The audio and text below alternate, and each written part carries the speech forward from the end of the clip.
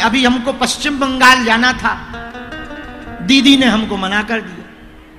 समझ गए हम किसकी बात कर रहे हैं? नाम नहीं लेना चाहिए। लो, परमिशन ही कैंसिल हो गई। दूसरी जगह परमिशन नहीं मिल रही, जहां थी वहां पानी भर गया। तो किसी ने कहा आप क्या कहोगे? हम कहा क्या कहना है, थैंक यू बोल देना। पर इसका मतलब ये थोड़ी हम अपना कार्य छोड़ दें। दीदी जब तक है तब तक नहीं जाएंगे, दादा आएगा तो जाएंगे।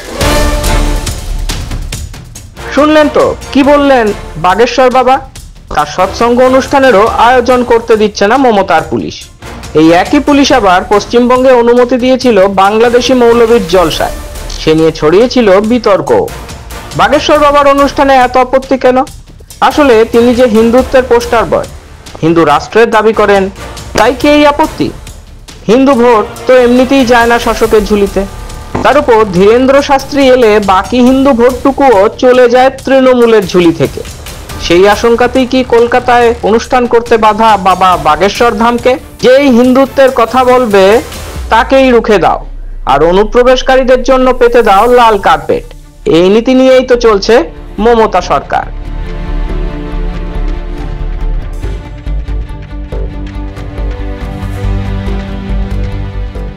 বাগেশ্বর ধামের প্রধান আচার্য শ্রী ধীরেন্দ্র কৃষ্ণ শাস্ত্রীর জনপ্রিয়তা নিয়ে নতুন করে কিছু বলার নেই। দেশের গণ্ডি পেরিয়ে বিদেশেও বিপুল জনপ্রিয় হয়েছেন তিনি। তার অজস্র ভক্তের বিশ্বাস ধীরেন্দ্র কৃষ্ণ অলৌকিক ক্ষমতার অধিকারী। কারো সম্পর্কে কিছু না জেনেই তিনি নাকি কাগজে গড়গড় করে তাদের সম্পর্কে লিখে ফেলতে পারেন।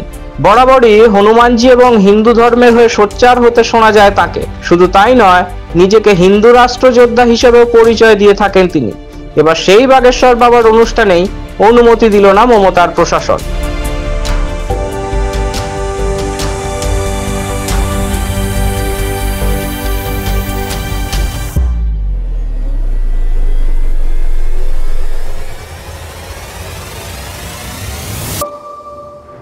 অক্টোবর থেকে 12 অক্টোবর পর্যন্ত কলকাতায় 3 দিনের হনুমন্ত কথা অনুষ্ঠান হওয়ার কথা ছিল বাগেশ্বর বাবার, কিন্তু সেই অনুষ্ঠান স্থগিত হয়ে যায়।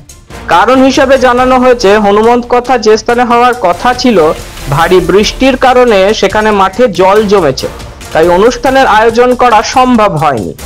বিকল্প জায়গায় অনুষ্ঠান আয়োজনের অনুমতি দিচ্ছে না মমতার পুলিশ। এ নিয়ে বাগেশ্বর বাবাকে বলতে শোনা গিয়েছে, পশ্চিমবঙ্গে হনুমন্ত কথা ততক্ষণ বলবো না যতক্ষণ দিদি আছে। अभी हमको पश्चिम बंगाल जाना था, दीदी ने हमको मना कर दिया। समझ गए हम किसकी बात कर रहे हैं? नाम नहीं लेना चाहिए। लो, परमिशन ही कैंसिल हो गई। दूसरी जगह परमिशन नहीं मिल रही, जहां थी वहां पानी भर गया। तो किसी ने कहा आप क्या कहोगे? हम कहा क्या कहना है, थैंक यू बोल देना। पर इसका मतलब ये थोड़ी हम अपना कार्य छोड़ दें। दीदी जब तक है तब तक नहीं जाएंगे, दादा आएगा तो जाएंगे। সম্প্রতি ধীরেন্দ্র কৃষ্ণ শাস্ত্রী বাগেশ্বর ধামে গড়ে তুলেছেন দেশের প্রথম হিন্দু গ্রাম। জানা গিয়েছে 1000-এরও বেশি হিন্দু পরিবার একত্রে বসবাস করবে সেখানে। বাগেশ্বর বাবার মতে হিন্দু পরিবার তখনই শক্তিশালী হবে যখন হিন্দু সমাজ, হিন্দু গ্রাম, হিন্দু জেলা এবং একদিন হিন্দু রাষ্ট্র গঠিত হবে। আর তৈরি হিন্দু গ্রামকে কেবলমাত্র একটা বসতি বলতে নারাজ তিনি। ধীরেন্দ্র শাস্ত্রীর মতে সনাতন সংস্কৃতির ভিত্তি হলো এই হিন্দু গ্রাম।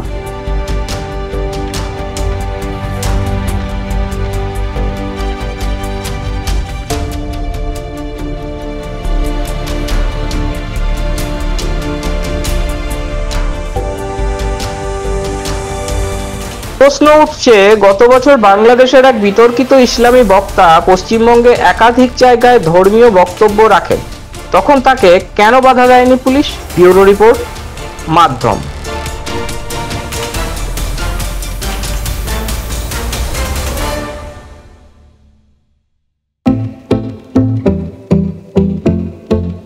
भारत के हृदय प्रदेश मध्य प्रदेश की धरती, जहां परंपरा और प्रगति का संगम है, और यहीं भोपाल में पहली बार आयोजित हुआ ग्लोबल इन्वेस्टर्स समिट 2025। प्रधानमंत्री नरेंद्र मोदी जी के कर कमलों से शुरुआत और केंद्रीय गृह मंत्री अमित शाह जी का मार्गदर्शन। इसमें शामिल हुए 9 देश, 25,000 से अधिक निवेशक और 100 से ज्यादा विदेशी प्रतिनिधि।